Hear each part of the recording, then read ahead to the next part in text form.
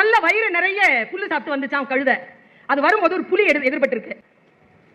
என்ன தனியா இருக்கிற புலி கிட்ட கழுதை, ஏன் என்ன நான் வயிறு நிறைய சாப்பிட்டேன் புல்லு.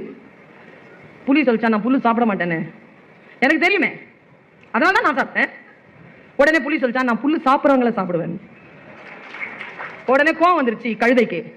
புலிக்கு ஏதாவது ஒன்று கெடுதல் பண்ணணும்னு நினைச்சது கழுதை.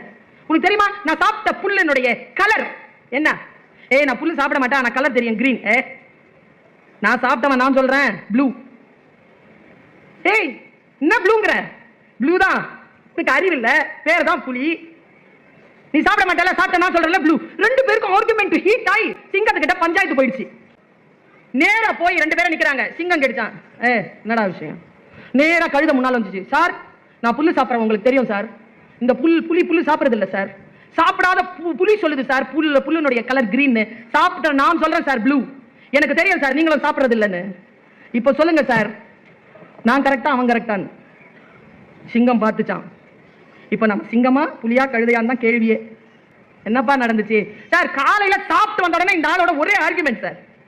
யார் ஆர்குமெண்ட் பண்ணது? புலி தான் சார். எவ்வளவு நாளா சாப்பிட்றேன்? பிறந்ததுல இருந்து சாப்பிட்றேன் சார். பார்த்து சாப்பிட்றியா? பார்த்து தான் சார் சாப்பிட்றேன். என்ன கலரு? ப்ளூ. உண்மையா சொல்றியா ப்ளூ? உண்மையா சொல்றேன் சார் ப்ளூ. சரி போ ப்ளூ தான். ஓ சார் இந்த புலிக்கு ஏதாவது தண்டனை கொடுங்க சார். இரு இங்க வா, நீ புலி சாப்பிடுறியா? அவன் சாப்பிட்றவன் சொல்றான்ல ப்ளூன்னு. சார் உங்களுக்கு தெரியாதா சார் அது கிரீன்?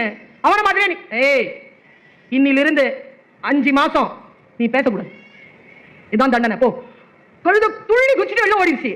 புலி சொல்லிச்சா உன் தண்டனையை நான் ஏத்துக்கிறேன், ஆனா ஒரே ஒரு டவுட், ஏன் இந்த தண்டனை எனக்கு கொடுத்தேன்னு மட்டும் சொல்ல. புலி கேட்டதற்கு சிங்கம் சொன்னது, உனக்கு தண்டனை கொடுத்தது எதற்கு தெரியுமா? நீ அறிவார்ந்த மிருகம். மனிதர்கள் கூட கணக்கு சிரமமான ஒரு சப்ஜெக்ட், அதை சூப்பரா பண்றவங்களுக்கு புலின்னு தான் பேரு. அவன் கணக்குல புலியும்பாங்க, வீரத்துல அவன் சிங்கம் மாதிரின்னு சொல்ல மாட்டாங்க, அவன் புலி மாதிரியான வீரம் தான் சொல்லுவாங்க.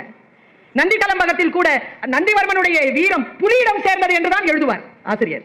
புலி வீரம், வீரத்திற்கு நீ பெயர் போனவன், உனக்கு ஏன் தண்டனை தெரியுமா? கழுதையோட ஆர்குமெண்ட் பண்ணல, அதுக்குதான் சொல்லிட்டு சிங்கம் சொல்லிச்சா. இதுதான் இன்னைக்கு நம்ம எல்லாரும் தெரிஞ்சுட்டு போக வேண்டிய விஷயம். கழுதைன்னு ஏன் தெரியுமா அதுக்கு பேர் வந்துச்சு? எந்த கழுதையும் எந்த அறிவுரையையும் ஏத்துக்காது. ரெண்டாவது பாயிண்ட், நான் எது சரின்னு நினைக்கிறோமோ அதை தான் செய்யும். நீ திருத்த வந்தன்னு வச்சுக்கோ, உனக்கே தண்டனை வாங்கி கொடுத்துரும், நம்மள குற்றவாளி ஆக்கிட்டு போயிடும். அதுக்கு பேர் தான் கழுதை. அதனால் நாம் கழுதையா புலியா சிங்கமா